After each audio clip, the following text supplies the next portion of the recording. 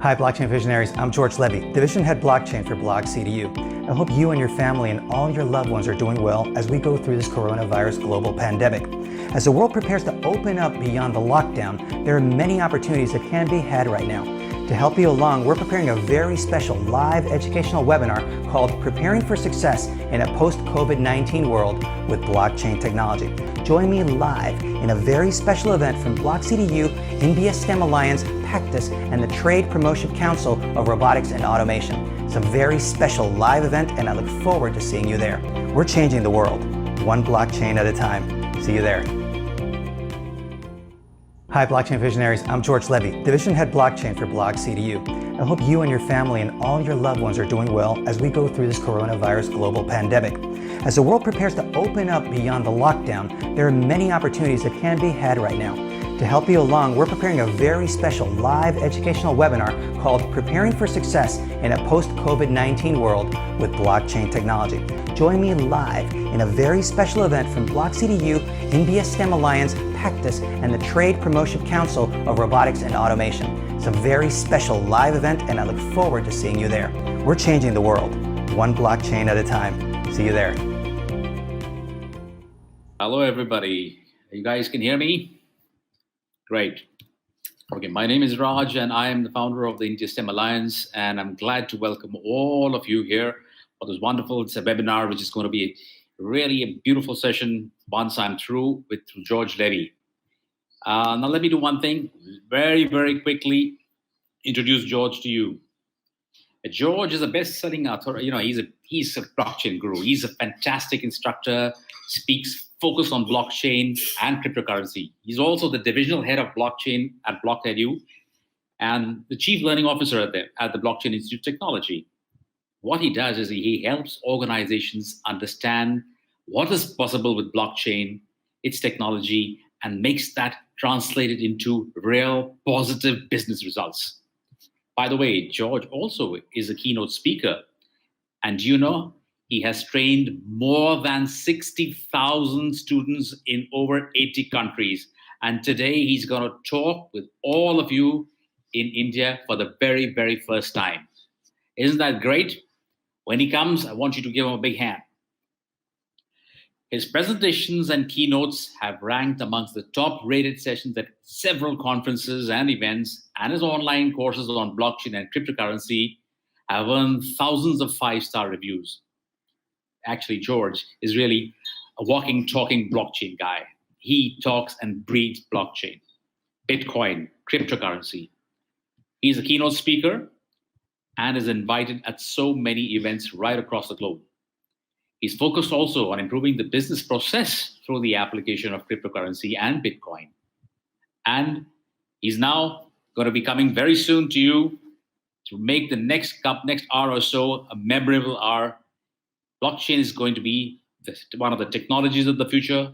And you in the space of blockchain, this report will help you determine which jobs or opportunities that you may want to look at. I will be covering this also in today's presentation, but I also want you to be aware that this report is yours for being part of this event today. We will also talk about different trends that are going on in India. And the market in blockchain in India is very, very, very important. And I'm not just saying that from the standpoint that I'm speaking to an audience that's primarily based in India, but the fact that India has some of the world's brightest and most effective developers and some of the most incredible things that are being built in blockchain, a lot of it is arising from India. This is an incredible opportunity because the rest of the world acknowledges that. And it's a big opportunity for someone within India to be able to look at this opportunity and capitalize on it.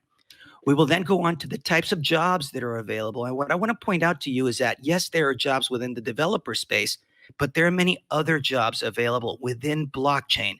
This report will cover those as well. It will also talk about the concept of recruiters. The concept of a recruiter is a very important one because while many people look for jobs, there are also people that are looking for people to fill in jobs, and these are the recruiters. And if you position yourself as an expert in a certain area, you are more likely to be able to be found and recruited by one of these recruiters. So these are different topics that are covered in this report that you'll be getting today. As we go through, I want to give some key points that I want you to understand. The specifics that I want to point out to you is that this whole COVID-19 pandemic has really opened up a lot of situations from many areas.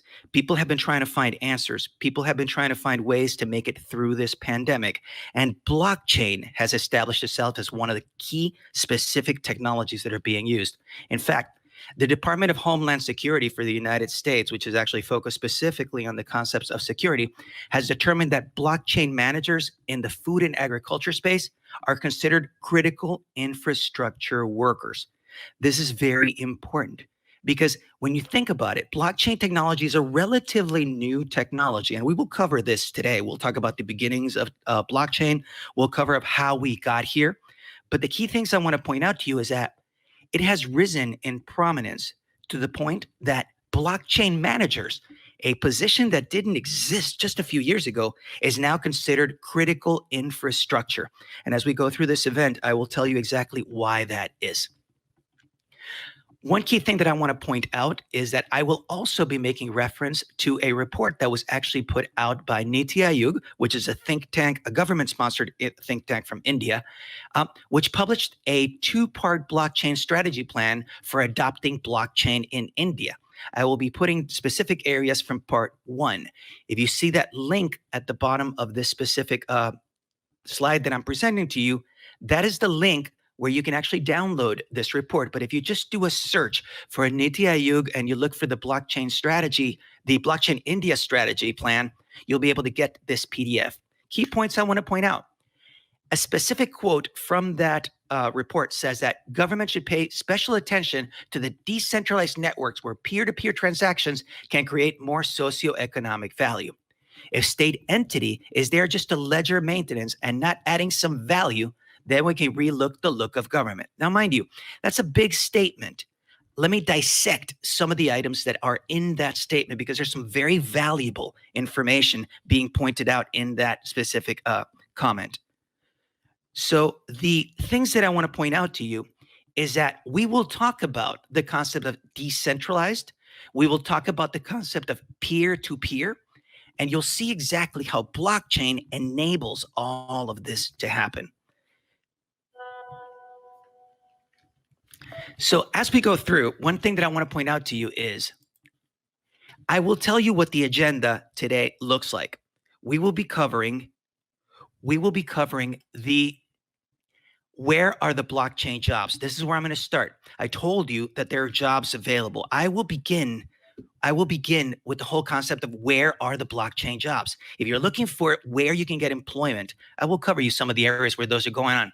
From there, I will dive down into the origin of blockchain. It's an important thing for you to know because this is a brand new technology and you need to understand, well, where did this whole technology come from? I will cover that today. I will then specifically drill down on what is a blockchain. And the way that I position this in this specific session that I'm giving you today, I will make it as simple as possible for you to understand what is a blockchain. We will then talk about some next steps you can take. So let me give you some of the ideas specifically of where the blockchain jobs are right now. Beginning with the fact that according to LinkedIn, very popular site where lots of jobs are listed, and I'll be diving more into LinkedIn in India in a little bit, blockchain is the #1 job skill for 2020.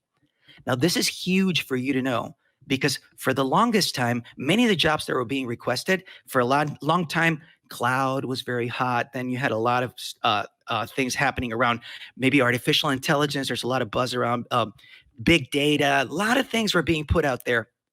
But blockchain has risen to the top of the pyramid, and it's the #1 job skill for 2020. And you'll see exactly why that is. So when we drill down into who is hiring, some of the companies that are really hiring right now are actually startups. Now, beyond merely just startups that you would normally see, startups have been around always. Blockchain has opened up a new funding mechanism called ICOs. They're called initial coin offerings. Through these initial coin offerings, which leverage cryptocurrency, $3.7 billion, that's just in the USA, ICOs are done globally, have been raised. And this is money being brought into new startups that are based in the blockchain space. So they use this initial coin offering mechanism, which is a new funding mechanism, way to raise funds. And there's all these new startups that are looking for people to fill these positions. So all of these startups have actually risen, and now they're trying to find people to fill those jobs. Key thing that I want to point out to you is that ICOs are actually an alternative to what were known as initial public offerings. Initial public offerings have been around for a long time. In fact, when we had the internet startup, the specifics for the startup had to do with the fact that back then initial public offerings were the ones that were actually the way that people raise capital. And they would raise capital, and eventually the company would go public. It would go on the stock market and go. Now, I'm having some people that are requesting that I turn on the camera. I actually had been wanting to turn off the camera so I could preserve bandwidth, but if you want to have the camera on, let's turn the camera on. Hi, I'm here. And let me open up a little bit my camera. There I am. So I am really here. I'm so excited that I'm able to share this information with you. Blockchain is very near and dear to me, and I want you to understand how important this technology is. We're changing the world one blockchain at a time. You'll see what I mean. So beyond startups, many legacy firms, that's companies that have already been established, are out there that are actually hiring. The financial industry is looking for blockchain experts, and I'll tell you the key reasons. The financial industry, and when it comes to money, is being right now, I would say, threatened, and also looking at opportunities when it comes to cryptocurrencies. If you think about the music industry, when the music industry was actually facing Napster and MP3s, at the beginning, the music industry got scared. They were worried that these MP3s would completely destroy the industry. Well, the record companies were scared, so they tried to eliminate MP3s and eliminate those companies. That didn't work out very well, and the music industry had a rough time. Banks right now are looking at Bitcoin. They're looking at new cryptocurrencies, and they're concerned that, well, money as they know it is actually being competitively, looking at Bitcoin and all these other cryptocurrencies. Well, banks have smartened up. And now banks, what they realize is that if they actually have the experts building blockchain products for them, they can take advantage of this opportunity. That's exactly where you come in, because people and the banks are looking for people to fulfill those positions. Beyond banks, there's also healthcare. Right now, blockchain is being used in the healthcare industry in many different areas. Electronic medical records, it's being used in identity management, it's being used like tracking specific pharmaceuticals. A lot of information going on in the healthcare industry. Logistics and the whole aspect of supply chain management is one of the key areas where blockchain technology is being used. I spoke to you that blockchain managers are considered essential critical infrastructure workers. Well, logistics definitely are looking at blockchain experts because there really aren't that many. So these are jobs that are being opened up right now. Retail industry is using blockchain technology to keep track of the different inventories around the different companies around the world. So huge areas of opportunity. Let's move forward. Technology companies. Companies such as Microsoft are aggressively hiring for blockchain specialists. IBM is one of the top hiring companies right now looking for blockchain experts to be able to work with. As a matter of fact, last time I checked, IBM had over 1,000 positions open looking for blockchain specialists to work with. IBM is aggressively using blockchain technology. Google is also using blockchain. Amazon is on a very aggressive hiring spree, bringing in blockchain experts. And in fact, they just filed a brand new patent to apply blockchain across their supply chains. Very important areas where blockchain technology is really changing the world. Let's talk about governments. I spoke to you about the think tank report that we were talking about earlier today when it comes to India. Governments are aggressively using blockchain. Let me give you some examples. As I mentioned, in the United States, the Department of Homeland Security, not only have they identified that blockchain managers are considered essential critical infrastructure workers, they even have their own blockchain portfolio. And as they describe it, blockchain and distributed ledgers are innovative technologies that have many uses and applications across multiple sectors of the economy. That's my point. There's a lot of opportunities, and the opportunities are across a lot of different sectors. Let's keep going. So I mentioned about the Department of Homeland Security and the blockchain managers, but let's look at jobs when it comes to India. So if we drill down specifically on LinkedIn, and this is actually when we look at LinkedIn, LinkedIn has been very, very heavily growing in India. And, they've seen a 20-time growth in the past 10 years in India. When we go beyond that, looking for blockchain jobs in India, right now there's 842 jobs listed. That's as of this moment. I did that actually last night.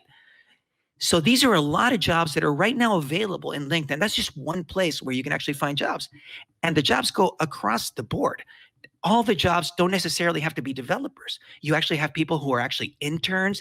You have positions for people that are actually looking for systems testing. So you don't really need to be getting in and programming.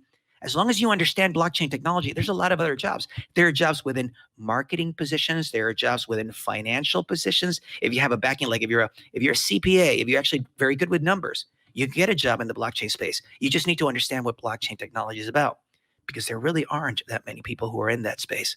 Very, very good opportunity to go into.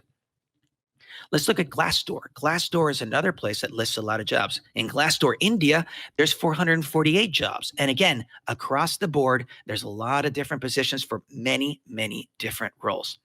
So this is what I want to point out to you. There are many opportunities in blockchain technology right now. And if you actually understand how to use this technology, and you can actually add that you know these technologies to your profile, to your resume, you can gain certifications that state that you understand blockchain technology. It'll raise your profile, will make you more visible to recruiters, but also give you the knowledge to be able to address these positions. So let me go through. Let's talk about the origin of blockchain. And this is important for people to understand. Blockchain is a brand new technology, but not many people understand where blockchain came from. And let me tell you exactly how blockchain as we know it came from. If you can recall, in 2008, around the 2008 era, we had a very, very severe financial crisis. The markets tanked. Everybody was actually in a the entire global market was in a very tough position. Companies were closing down. People were losing jobs. But there was a big, big issue because the banks were actually being bailed out. And people were kind of frustrated that the average person could not actually get a bailout like the banks were doing. This was a big, big issue. But one thing that arose from all this was, from the depths of this financial crisis, there was a white paper published. There was a white paper that was called Bitcoin, a peer-to-peer electronic cash system. And this white paper was published on October 31st, 2008. This is the first time that actually we had anything of what we now know as blockchain as we know it. Now, that white paper was written by someone or some entity of people called Satoshi Nakamoto. Nobody knows who Satoshi Nakamoto is to this day. Some people say it's one person. Some people think that perhaps it's actually some people think that Satoshi Nakamoto is one person. Some people think that Satoshi Nakamoto is a group of people. But Satoshi Nakamoto was the name assigned to this white paper, Bitcoin peer-to-peer and electronic cash system. From this is what Bitcoin arose. Bitcoin was actually launched on January 3rd, 2009. That was the first time that Bitcoin actually arose. So at that moment, there was something called the Genesis block, which was the first block on the Bitcoin blockchain. So one thing I want to point out to you is that what we know as blockchain today, the beginnings of it was truly this white paper. So as we go through this, I want to point out that the first statement on that white paper says, a purely peer-to-peer version of electronic cash would allow online payments to be sent directly from one party to another without going through a financial institution. That is the center and core of everything that we're going to talk about right now in blockchain. Notice the keywords I want to point out to you. Notice peer-to-peer, and notice also the whole thing about without going through a financial institution. This concept of peer-to-peer and without needing a financial institution in the middle is what really made Bitcoin such a revolutionary technology. So let me tell you the big idea behind Bitcoin. So the key point is this: right now, if you actually want to send money to another person anywhere over the internet, you need to use the services of a third party, a bank, or it could be a credit card or some other service, PayPal. You really can't just take some money, attach it to an email, and send it to someone else. That's impossible to do. So the key things I want to point out to you is that this middle party, this third party, controls that transfer. That is, if the bank doesn't want to do the transfer, they won't do the transfer for you. The bank may close your account. The bank may simply say they don't want you to be able to transfer to this other person. So you realize the power that that third party in the middle has. That third party controls the entire transfer. Not only that, that third party could actually do a chargeback. You could actually take the money back. Very, very, very strong power that that third centralized party has. Now, when it comes to Bitcoin, the transfer is actually peer-to-peer. You can actually send Bitcoin directly between parties over the internet. This is the power of Bitcoin right now. So the reason why Bitcoin is able to do that is because there is a network of thousands of computers around the world, which form what is known as the Bitcoin network. This Bitcoin network has thousands and thousands of computers all around the world, which are not owned by one entity. That is, there's no CEO of Bitcoin. There's no company that controls all these computers. In fact, I have a computer in the Bitcoin network that runs in my house. I didn't have to ask permission to run it. I downloaded it myself. I installed it and I run it just because I run it in my house. I'm part of the Bitcoin network. But just like me, there are thousands of them all over the world. So when someone does a transaction and that transaction goes from one party to another party, it goes through the Bitcoin network. Might actually even go through my computer. The point is, this Bitcoin network, nobody owns that. Nobody controls that. And what makes this whole technology work is this technology called blockchain. So you see, blockchain is just one technology that makes Bitcoin work. So Bitcoin uses peer-to-peer technology, but it also uses blockchain to make it happen. So because Bitcoin uses this blockchain technology and does the transactions peer-to-peer, it's what's known as disintermediated. You're getting rid of that intermediary party. You don't need a bank. You don't need a credit card. You don't need anything like a PayPal to do this transfer. It's disintermediated.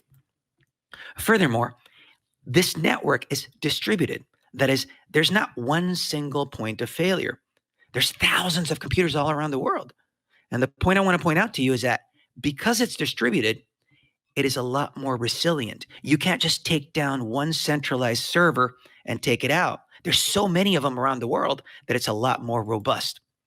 It is also decentralized. As I mentioned, there's no CEO of Bitcoin that can change the rules, or it can basically say, you're not allowed to use Bitcoin, or this other person can't receive Bitcoins. There's no centralized entity that controls Bitcoin. Okay? Furthermore, this type of technology is called trustless, because you don't have to trust any party to actually enable this transfer to happen.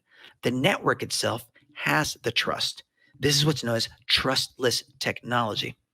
Now, the interesting thing about blockchain is that because blockchain enables you to have this single source of truth, and I'll tell you more about this, it is usually called programmable trust. You're going to hear that a lot of times. You'll hear blockchain described as programmable trust. I'll tell you exactly how that works. So let me get to you specifically by showing you a specific example of Bitcoin at work. I'm going to go right now and I'm going to share with you a screen so you get an idea of what's going on. What you see here is right now the Bitcoin network at work. The thing that's amazing about this is that every single transaction that you see on the top right is a transaction taking place somewhere in the world. And this is happening in real time. This is specifically a live view of the Bitcoin network, and you're seeing where all these transactions are coming from. There's transactions happening in France, transactions happening in Montreal. You see Singapore, you see the United States, you see Berlin. So all of this is going on right now in Bitcoin. The reason why I want to show this to you is that this is all public information. If you actually look at Bitcoin, and you look at what's going on with Bitcoin, this is happening right now at any moment. If I send Bitcoin to someone else right now, my transactions will show up in this. If I look at what's known as a block explorer, you'll be able to see every single transaction that's taking place in Bitcoin. Let me go back to the presentation and go on to you to tell you why this is so relevant and important. The reason why I want to go to you is that this technology that you see as Bitcoin is only one application of blockchain technology. Let me tell you exactly what blockchain is so you get it, okay?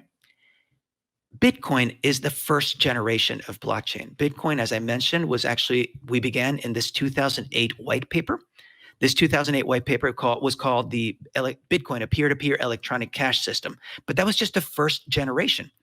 From there, we have that Bitcoin is only one application of blockchain. And that's the point that I want to get to you. I talked to you about all the different companies that are hiring. I spoke about supply chain management. I talked to you about not just the financial systems, but actually talking about healthcare, talking to you about logistics, talking to you about many applications of blockchain technology.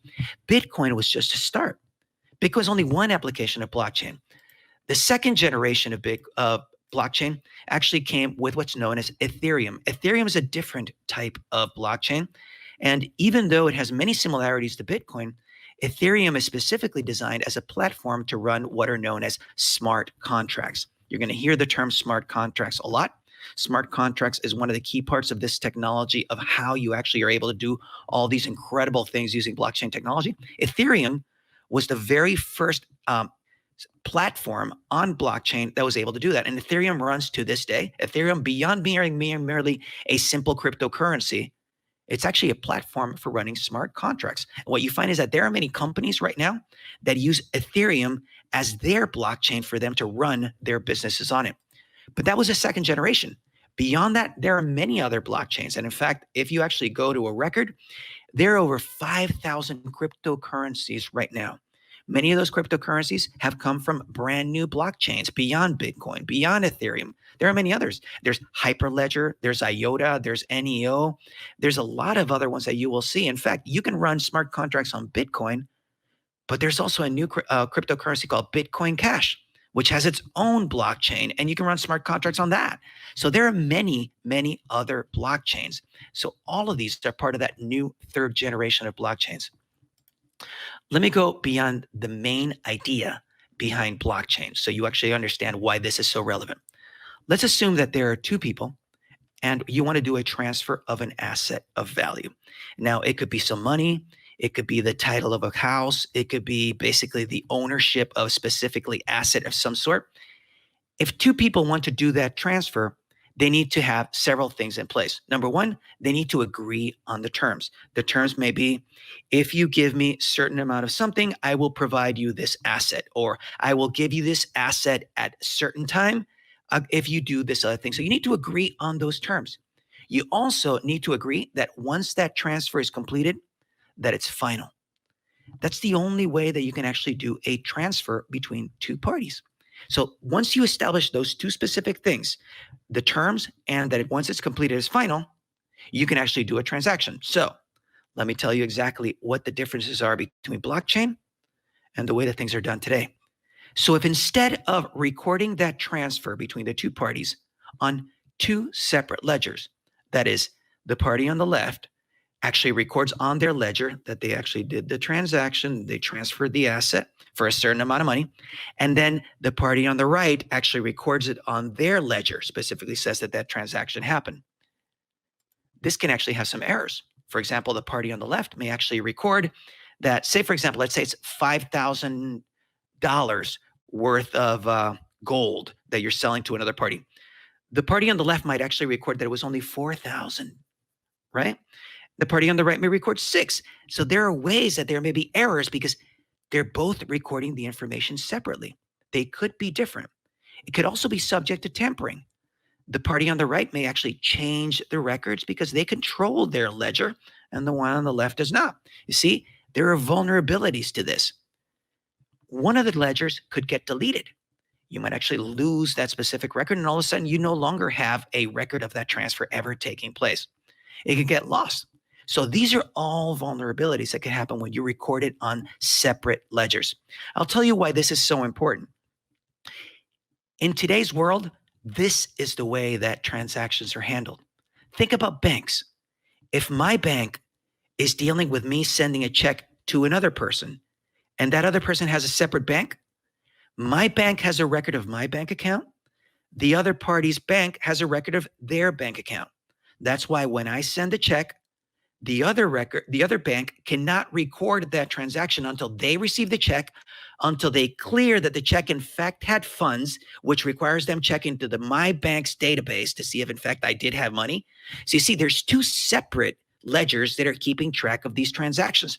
This is how the world works today. There's a lot of vulnerabilities to that and a lot of inefficiencies. That's why when you do money transfers, they might take from 24 hours to 7 days because one bank has to tell another bank, that bank has to update their records. There's a lot of vulnerabilities, all that. That is how things have been done prior to blockchain. Now, let's think of, instead of recording on separate ledgers, what if you actually have a single ledger? And that ledger is actually shared. That is, both parties are working on the same exact ledger, and they're recording that transaction on one ledger that's shared. They're both on the same page, many people say. You're on the same page. Now, beyond that, there's not just one copy of that ledger, there's multiple copies of that ledger all around the world. When we look at Bitcoin, for example, the Bitcoin blockchain is one single ledger that has a copy of every single transaction that has ever taken place in Bitcoin. But there's thousands and thousands of copies of that same exact ledger all around the world. So there's no single point of failure.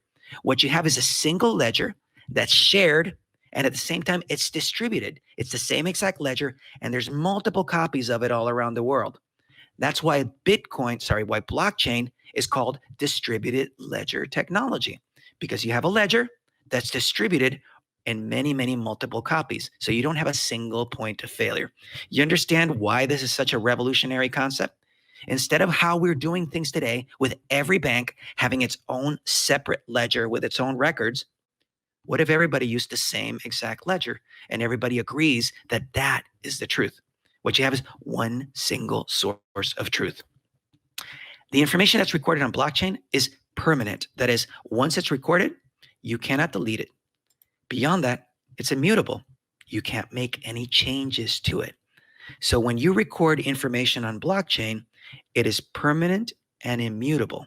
And not only that, you don't just have one copy of it. You have multiple copies of that same exact permanent and immutable truth distributed wherever it may be, all around the world or all within an organization. You have multiple copies of a single source of truth. You're going to hear that in blockchain a lot, a single source of truth. So let me tell you why blockchain matters and why this is such an important technology.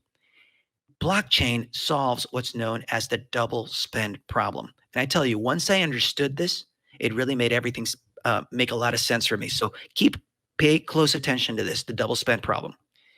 Let's say, for example, you're taking a picture and you take a beautiful digital photo. Then you take that digital photo and you send it by email to someone else. Now, the average person would think that you emailed that photo to someone else, but that's not exactly what happened. What you did is you have two photos. You have the photo that you emailed to someone else, but you still have the original that's in your computer or your device. This is a big, big problem because you're not really transferring the photo. What you're doing is you're making a copy of that photo and sending it to someone else. This is why the music industry was so completely disrupted by MP3s and Napster and what happened. When someone could take a song, turn it into an MP3, and they could email it to someone else, they didn't get rid of the song. They basically took a copy and sent it to someone else. So what you have is the same exact song. You're sending multiple copies of the same song, but you don't lose the one that you have. This, although it was good for sharing information, doesn't really work when you're dealing with something of value. Because once you do that to something of value, you no longer have value for that asset. Let me explain what I mean. If you take a photo of rupees and then you email those to someone else, you could just copy and paste money. It doesn't work with money. This is why today you need banks, because banks are the ones that stand in the middle and they determine the rupees that you have are able to be transferred to someone else. The banks then record that you actually transferred a certain amount of rupees, and the other bank then records on their side that they received a certain amount of rupees. That's why this is such an important information when you're dealing with this blockchain technology. The fact that you no longer need a bank. For the first time, by applying blockchain technology, you're able to take a digital asset of value. In this case, let's say, for example, a Bitcoin, and you can send it directly to someone else. But you're not can have their own unique presence. All the steps that are involved in getting from the roadway to the customer everything. A supply chain could be as easy as just buying some mangoes and taking those mangoes all the way to a supermarket where a customer buys them, or it could be building from the beginning an iPhone and eventually selling it to a customer. So the point I'm trying to tell is that supply chain is at the core of all the products that we're used to buying. So let me tell you some of the key challenges right now in supply chain management and where blockchain actually helps with those. There's multiple separate players. Realize that all those separate players right now have different ledgers and records of their own. As I mentioned to you, the problem with having separate players is that there's possible discrepancies. You run into the issue that different players actually may have different records. You could also have players that may actually tamper and say, well, I received the product, or no, I didn't receive the product, when in fact they did and they sold it. So there's a lot of ways where fraud could be involved. There's a lot of things where people could do malicious things by having different records.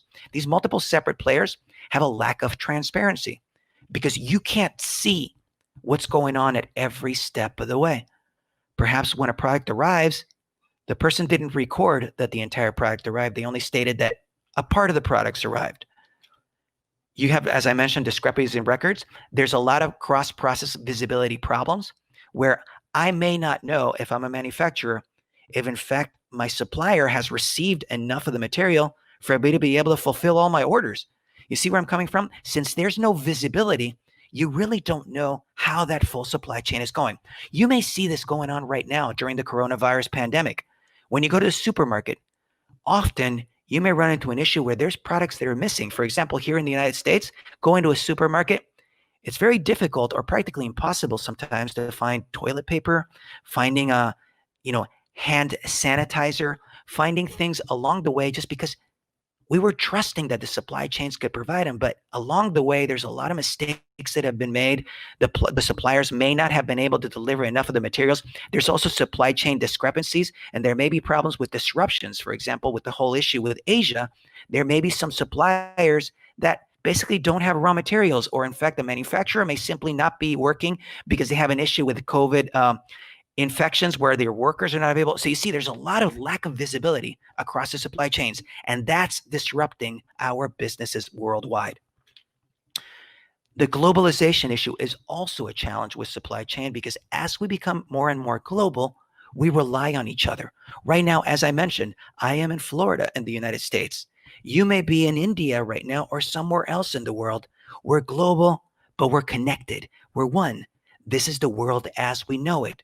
Supply chains have been around for a very long time. When they began, they didn't contemplate that we would be doing these types of communications right now, but we need to adapt. And this is where blockchain is coming in and why it's such an important technology. And you need to maintain high performance because as the world moves faster, as we come to expect things to move at the speed of computers, many of these supply chains simply can't keep up. And I want to tell you, one of the big problems right now that's going on is counterfeiting. And you may be familiar with many of the problems where you actually go and you can find a lot of quality products which are really not originals. So you may find a Rolex watch, or you may find a Louis Vuitton handbag. And you know for a fact those are not real. Counterfeiting is a big problem, especially if you are the company that creates the original product. Huge problem with counterfeiting. In fact, one of the things that's actually so painful is that approximately 10 to 30% of all the medicine in developing countries is actually believed to be counterfeit. Think about the challenge when you're dealing with something like COVID-19 and you're dealing with how important right now making sure that the prescriptions that you're taking are actually genuine, true pharmaceuticals. When you're dealing with 10 to 30% of those actually being counterfeit, big problem. In fact, according to a report by the United Nations Office on Drugs and Crime, counterfeit goods and fraudulent medicines pose a serious risk to public health and safety. And we would know that. Imagine that you're actually trusting this medication to actually help you when you're dealing with a crisis such as COVID-19, and then you're just taking counterfeit drugs. Big problems. So let me give you some real examples of how blockchain is actually making a difference on this by citing someone who I know dearly. His name's Frank Yanis. Frank is the Deputy Commissioner for the Food Policy and Response for the Food and Drug Administration of the USA, the FDA. Now, what's interesting about Frank is the former Vice President for Food Safety for Walmart. Now, when you think about Walmart, you're thinking about the impact of millions of customers. Well, Frank's job at Walmart was to make sure that the food products that Walmart sold to its millions of customers were safe. That was his job. Now, what he did, and he started working on it in 2005, he implemented blockchain. His first pilot was actually tracking pork products across China. Um, when it came to pork products in China, Walmart had no visibility, and they were actually very concerned because a food illness outbreak when it comes to China could potentially kill people. So Frank had to find a way to be able to track these pork products across China. So he started working with this blockchain platform and started implementing it in 2005. Well, cut to where we're going right now. And what we find is that it's reduced the time to track mango from 7 days to only 2.2 seconds. Okay? And actually, I'm sorry, I was talking about 2015. I apologize. But the point I want to point out to you is that the vice president of food safety for Walmart implemented blockchain on the food supply chain. And then he started spreading from pork products, he started applying it to mangoes. And he actually showed how he could track mango from what used to take 7 days to track a mango across the supply chain to only 2.2 seconds. Let me give you a real example of why this is so important. In the United States, we had several outbreaks of E. coli in romaine lettuce, a specific type of lettuce. And romaine lettuce actually had multiple outbreaks of this disease called E. coli. Now, this bacteria actually infected multiple people across multiple states. There were several deaths. But the way that Walmart was able to track this was by merely throwing out all the lettuce. We're talking about hundreds of millions of dollars of lettuce because they had no way of tracking where the lettuce came from. Because at the time, they were not using blockchain yet. Now, think about not only the loss of life, because you're dealing with people that would be eating contaminated lettuce. Walmart can't risk having people die. So they had to throw out millions and millions of dollars worth of lettuce because they couldn't track where the lettuce came from. Well, once they implemented blockchain, they were able to track, and just to show you, in mangoes, they can track it. What used to take 7 days, they can do now in 2.2 seconds. So when there's any potential outbreak that could happen, what they do is they can basically just check the blockchain, and they can find out in a matter of less than 3 seconds what the source is. Then you just throw out that source of the mango or lettuce in this case. In fact, they've actually been able to improve traceability, and they've implemented that any supplier of leafy green vegetables to Walmart needs to use blockchain technology. That's what they're specifically pushing through. So the key point I wanted to point out to you is that the end result is that you have a safer food supply. Keep that in mind, because as we go through the world and as we become more and more globalized, and as we come to rely more and more on multiple players around the world, unless we have a way to track all of these different players, we really are putting ourselves at risk.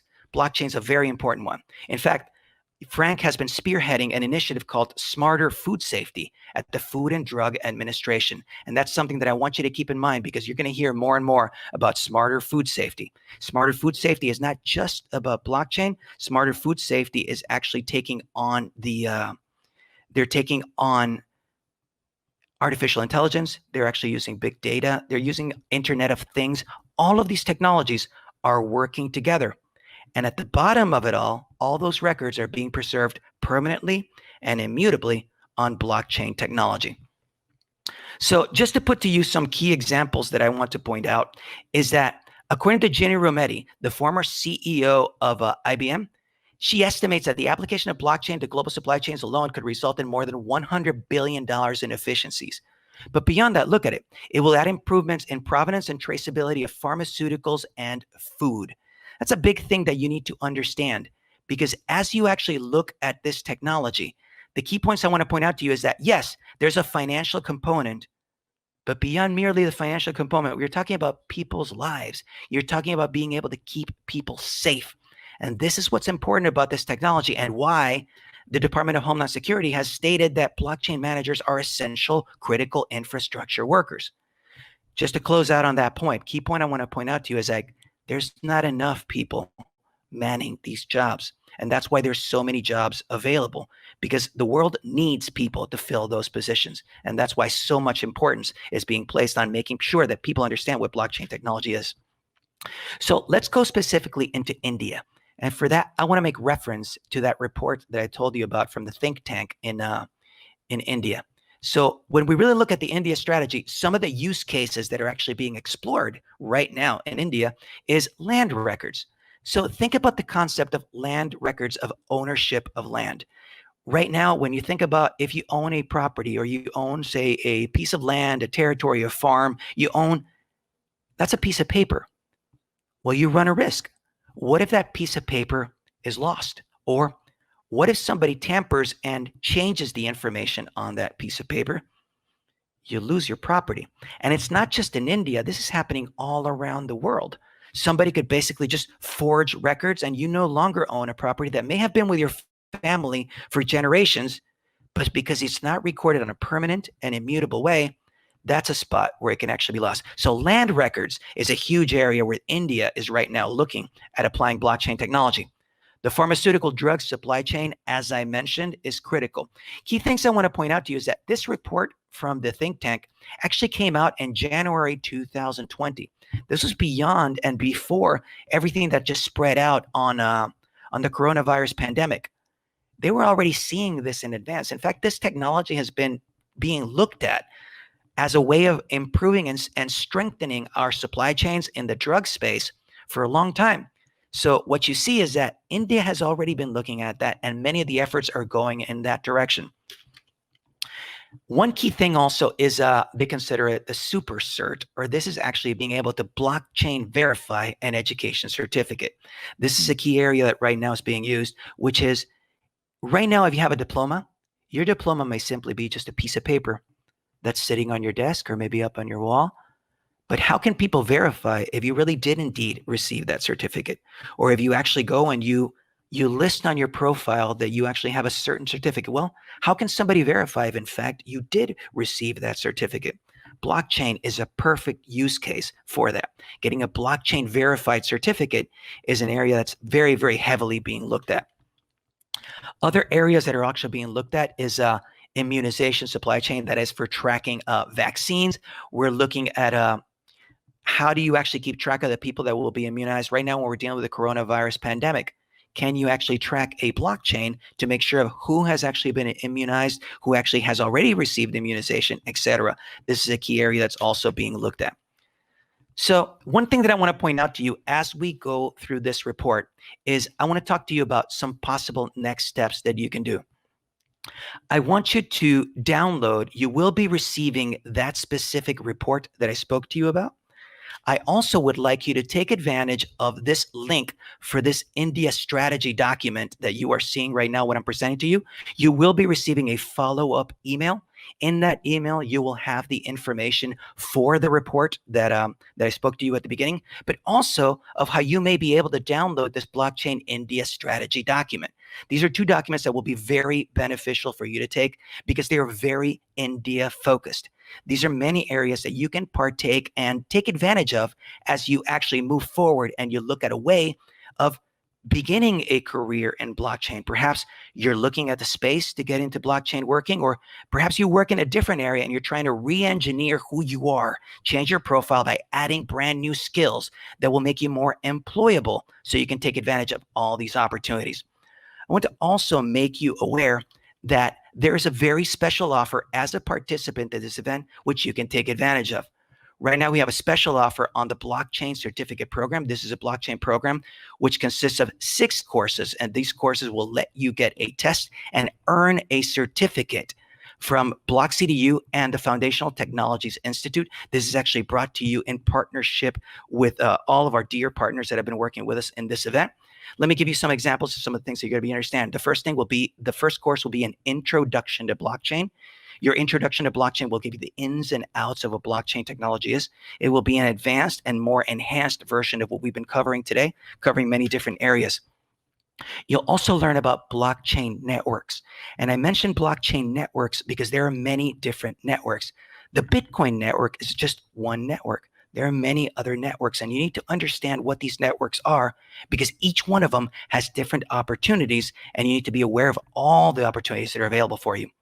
You'll also learn about different blockchain platforms. I spoke to you about Bitcoin, I spoke to you about Ethereum, but there's also, for example, R3 Corda and Hyperledger. And those are used for enterprise situations. Hyperledger is being used, for example, Walmart uses Hyperledger. And Hyperledger is a blockchain platform that you need to be aware of if you're going to be becoming a professional in the blockchain space. You will also learn about cryptocurrencies and the digital economy. I make a difference between cryptocurrencies and the digital economy because cryptocurrencies is just one application of blockchain when it comes to the economy. And as I mentioned, there's over 5,000 different cryptocurrencies. But when you take into the digital economy, there are many other things that could become digital assets.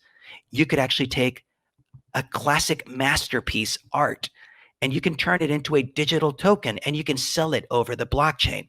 You can actually create digital assets that represent other things. For example, a bar of gold or a barrel of oil. All of these are opportunities that are being presented by blockchain technology and the digital economy. You will also be able to look at the future of blockchain where you'll learn about challenges and opportunities that right now exist. You see, you may have heard about all the opportunities that are right now with blockchain, but there are many challenges as well. Let me just give you just one of them right now. One key issue right now with blockchain technology is the fact that in some ways, some people consider that unless you structure things properly, blockchain is simply not as fast as working with a centralized database. If you look at Bitcoin right now can handle about 3 to 7 transactions per second. When you compare it to the fact that Visa running on centralized databases can run hundreds of thousand transactions per second, then you have an issue. Because from a scalability perspective, the Visa centralized database process can work a lot faster than Bitcoin can. But when you structure it properly, you can address that differently. And that is what we're talking about. You can look at all these challenges, but you can also look at opportunities to be able to overcome those challenges and turn them into opportunities. The final step that I want to point out to you is you're going to get an introduction to real world blockchain use cases. And these are analyses of multiple different use cases. I presented to you the examples of, I talked to you about Walmart, and I talked to you about the fact that Walmart can actually track mango, and what used to take 7 days, they can bring it down to under 3 seconds. There are many other use cases in blockchain that are being used today. The automotive industry is using blockchain. It's being used in the aircraft industry. It's being used in medical records. It's being used in many other things. Tracking coffee. There's many use cases. And in this specific course, you'll be able to address all those. So just to point out in context, because you are a participant in today's event, you have a very special offer. And I want to make you aware of it because you can take advantage of it. The regular price of these courses is $175 per course. For each one of these modules is $175. That's the regular price. Because you are part of this event, there's a special offer valid until 12 midnight today. And that will let you do that. If you buy one module, you can get a second one for free. That's available to the first 50 participants that actually take advantage of this. But beyond that, if you want to take the entire stash, you can actually reduce the price to only $135 when you get all 6 modules. That's only like $810. You're actually saving $240. But what's beautiful about this is that you also get to take a test. You get to get the certificate so you can become a certified blockchain professional. So you can take your blockchain professional test and certificate for one bundled price. It's a very, very special opportunity for you to take advantage of. And as I mentioned, what you've learned about today is just the beginning of many other things that are happening right now in blockchain technology. My goal is to empower you to be able to take advantage of this opportunity and you too to be able to overcome any of the situations that we're dealing right now with COVID and take advantage of this lockdown that's ending as we rise again. And this could be a great way that could let you benefit from all these opportunities within blockchain. So again, if you take advantage of this opportunity, it's available until tonight at midnight. And you will be receiving more information about this opportunity via email. You also can visit www.theblockchainguru.in. And if you go to that specific URL, you'll be able to find out more about that offer right now. And if you wish, you can enroll. So I hope you have enjoyed and have actually gotten benefit from the information that I've shared with you. As I mentioned, we're changing the world one blockchain at a time. And if we use this technology properly, we're bound to make the world a better place for everyone. We need more people that know about blockchain technology to fill all these positions, to make this change, to make the world a better place. I hope I have been valuable to you. I hope the information I've delivered to you will be of value to you. And I want to thank you very much for the opportunity to having been your speaker. Thank you so much for this opportunity. So guys, I'm sure you all enjoyed hearing George, and look forward to having more of you into the blockchain ecosystem. So thank you guys, and that's it from my side and mine and George. Wish you a lovely Sunday evening. All yours.